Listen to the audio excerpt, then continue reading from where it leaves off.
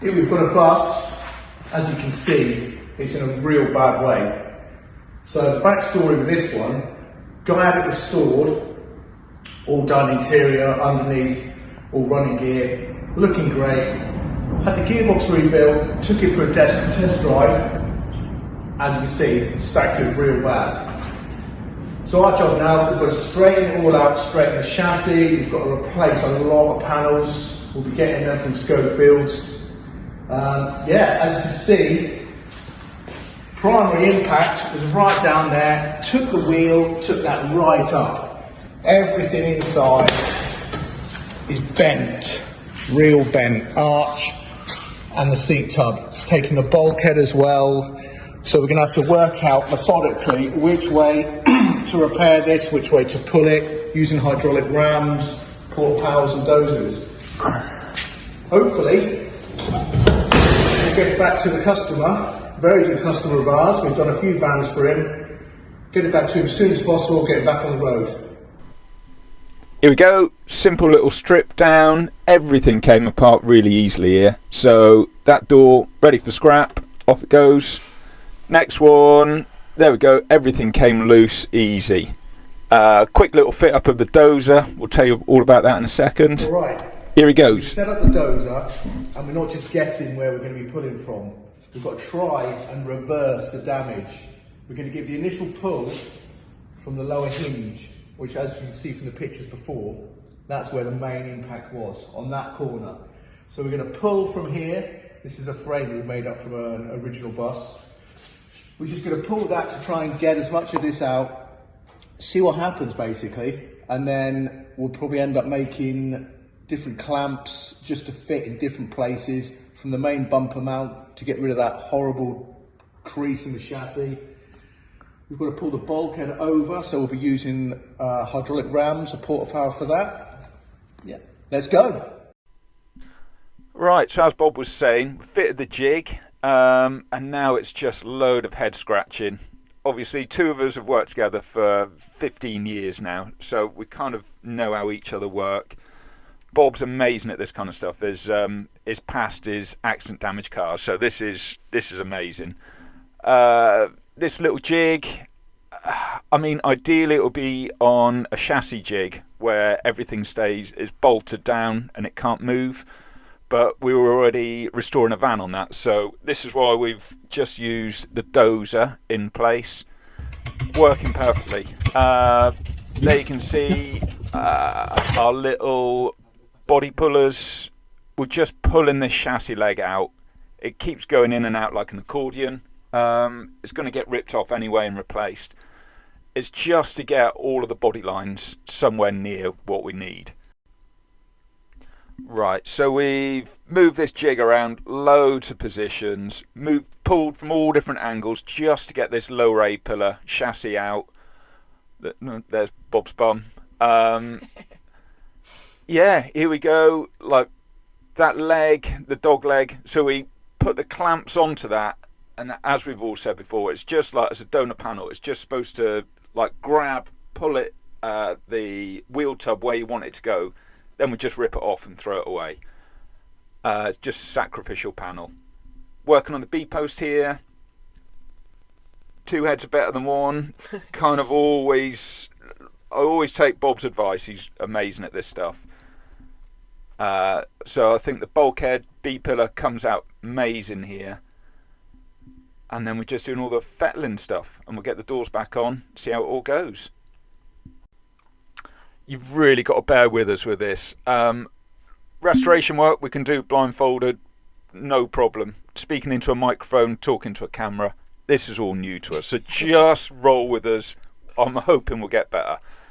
As you can see, back onto this tub, you can see the clamps that hold it in place. They're like massive vice grips, which bite into the metal, pull it wherever you need it to go. Right, okay. So we've done all the mains pulling now.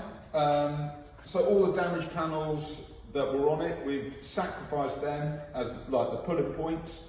So chassis leg at the front looks terrible, but it's taken the front of the pull out of there. It's pulled the cab floor back into place. It's pulled the lower headlight bulb kick panel. back in. We've still got to chop that, straighten it and put it back in. Tubs come out relatively well. We should be able to dress that and use that one again. Bulkhead, it's actually come out a lot better than we thought.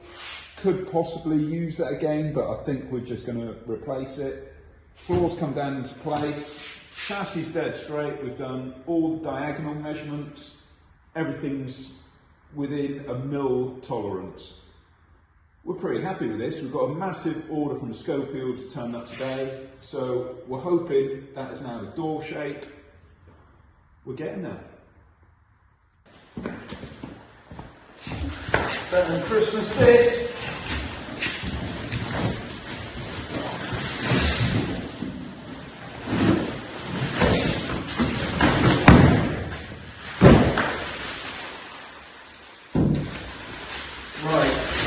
Brand spanking new silver doors through BBT in Belgium, made in Taiwan, best fitting refurb doors you can get.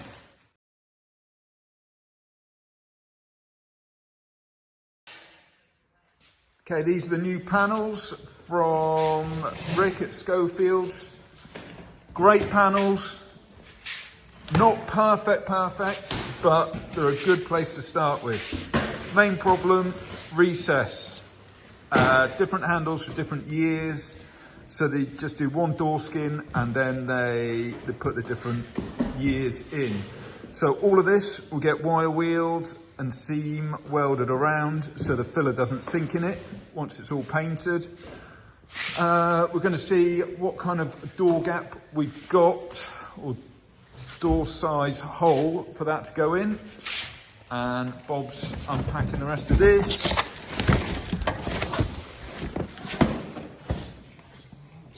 So we always go Wolfsburg West dog legs because they're more malleable and you can put them into the gap that you need. What have we got here then, Bob? Right, got an inner sill, got cargo door sill, there we go. Got these silver panels, this is a complete B pillar. It's good, needs a little bit of fettling to get right. That goes all the way down to the sill there. Low hinge outer. That's where the problem starts. Doesn't go to the very bottom. It should go, stops about there. So we have to fabricate that and put that on. The same goes with the closing panel. Should be returned so it meets the end of the square. Should be folded in on that. So we've got to do that as well. So these panels are great. They're a good reference point, aren't they? Great reference point. They get you going, but they do need finishing. Right, which is the same with these doors.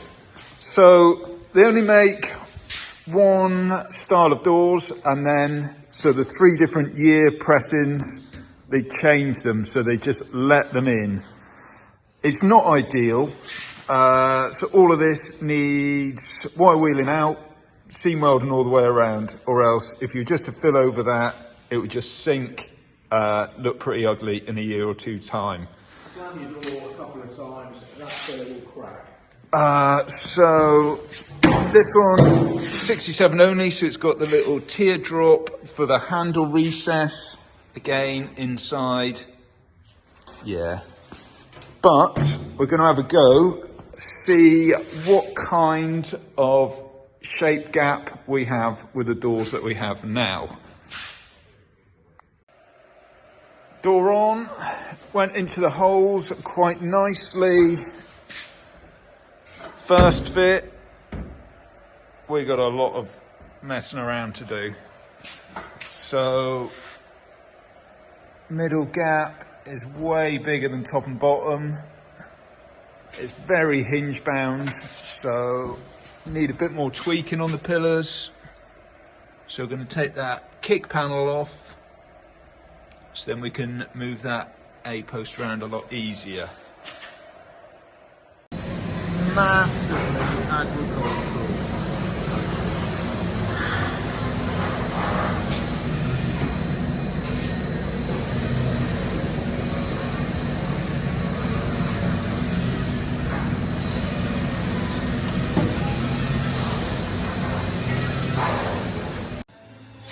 First bit of pulling and pushing. We've nearly got a door gap. I know it looks very agricultural at the moment, but we'll get the door fitting, worry about that later. Right, 3, 2, 1, go.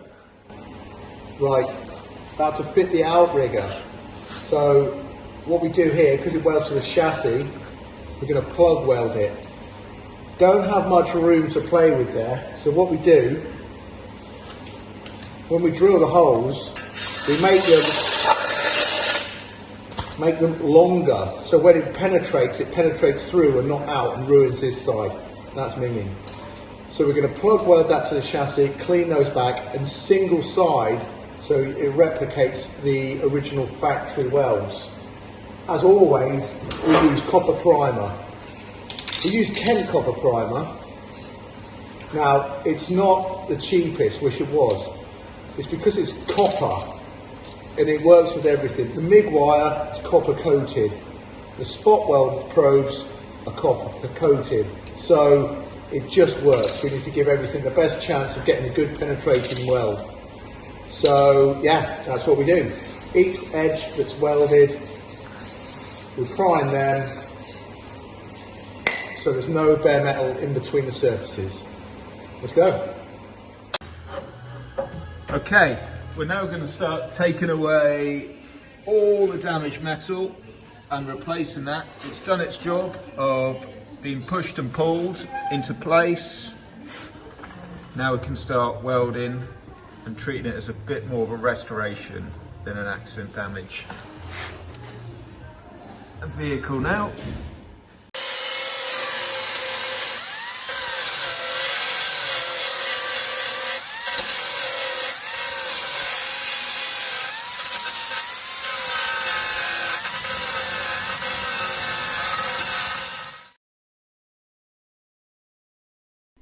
Yeah, sorry about this everyone. Look, give us a hammer or a welder, we can use them all day long.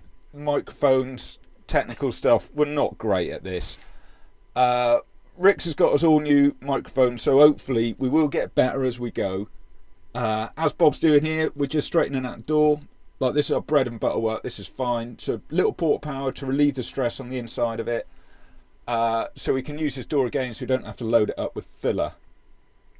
We do put damage into the door which can easily be rectified, but overall we've saved that door from putting the scrap bin. I could keep talking over this about how we relieve stress and stuff, but you tell us what you'd like to see. We're just a little restoration company. I've been doing these vans for 30 years. I'd like to see more of them on the road. I'd like to see people working on them. So if you need a hand or you need some advice on doing something, let us know. We can more than happily help you. We've got a ton of vans lined up to come into the restoration shop. So we can show you how to do things, how to fit wheel arches, how to line doors up, how to get gaps. Gaps are the most important thing, which is what we always work on, which is what Bob's showing. Here we go. We've got our first fit of our panels. So we're starting back here because this is our good panel. That side panel, that's the good panel we get to start from. So we go on to this panel. I've slightly adjusted this door to get that nice gap down there. Then we come to our reproduction panel. It's a great start. You go to close it, it's not quite there. So what we need to do, work out what's going on with this. What are we saying? It's going to blow up.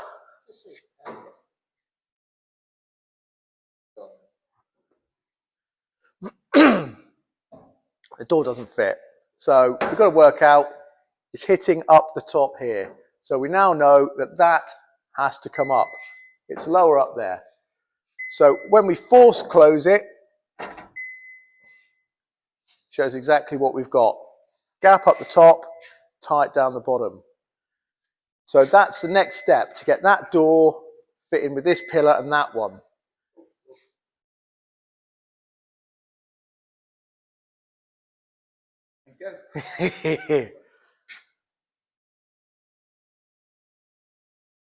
Right. So we know that that door doesn't meet this door. So all of that will be in these hinges. This, from here down, is a new panel. You can see some weld burns there. And what we've had to do, we've had to drill out the welds where the actual door mounts to bring it forward. Like we said before, great panels and they get you going, but they do need work to fit. Move on to the the front door. We can see that that's way higher than that waistband.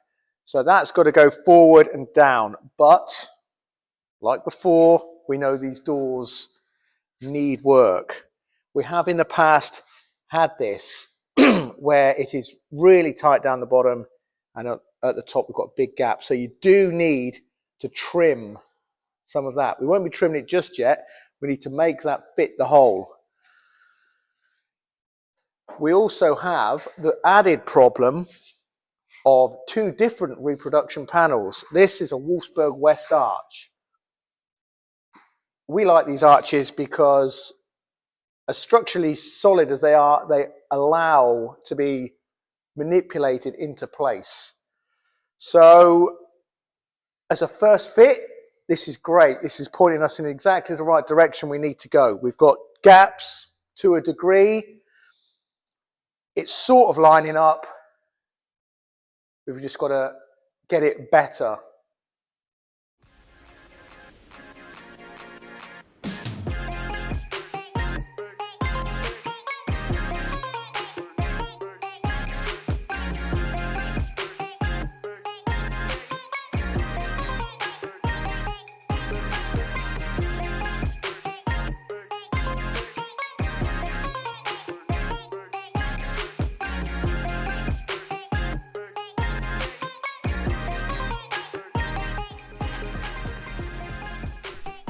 There we go, everything gapped up, looking brilliant. The next stage is a boring process. Well, not boring, but it's just painting. We're in a temporary booth at the moment. It's not ideal. So this workshop we've been building 4 years. Spray booth coming next year. Go on, Paul. Here we go. We finished. Customers pick it up in an hour. We'll just run through what we've done. You saw it before. Proper cuffed at the front. Not happy. No door gaps. All of this right up there. Nothing's more annoying than doors that don't open and close. So we've got new arch, lower pillar, floor edge repair. Ignore the beeping. Got nice factory spot welds there. Try and make it as original as possible. Nice gap. Nice door. So this was the reproduction door. A little bit of work involved in getting that to fit.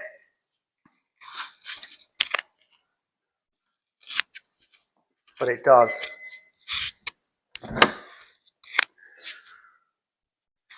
Just had a repair on that door. You see, put new floor edge on. We've got lovely spot welds down there.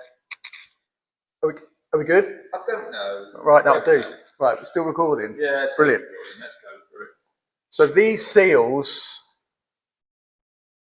see the nice dent in there. They're as close to original as we found. Used to use a different brand, but these are great. So we're going to do a how-to on all this as well, aren't we? Yeah, because you can put these rubbers in and you can see in places where they're tighter, against the pillar. So if you... They can come straight out of the bag and go in, but Bob will show you how to do them properly. Yeah, because you can ruin door gaps by putting the rubbers in wrong. Good. Don't beep. It's good. Look. Still beep. And there it goes. Come on, back on. Which way is that? That's you. Right. Right, back in the room. Here we go. Hey, Bob. Hey, here we go. New seals in here. Sounds like a Volkswagen. Aren't you supposed to put your knee on the bottom? No, not at Smiths VW we don't. Yeah, the other door, that didn't line up as well. We think something in the accident, whether the guy got out, hung off it, we don't know. But we've reworked this door. I love that beeping. Yeah, I had a repair done that side. Oh, come on. Right. There was a big dent down there. We don't know whether something fell on it or it spun round and hit something. That's all gone too. Yeah. So this was just like a port power from inside. We had a port across the waistband and just gently pulled it all out. Nothing clever, just very basic stuff, bit of head scratching. There we go. On its way to sunny Kent. Lovely. And I'm sure 80% of that is valuable content. Yeah, so we're going to do features on door rubbers. Like door tops as well. Like all of these door top rubbers cause quite a lot of grief with everyone. And stupid little things like this, which everybody forgets. It's how they came out of the factory, just tiny little differences, which we really like and gets overlooked in a lot of restorations. This isn't a restoration, it's just a really nice little solid van now, ready for the sun.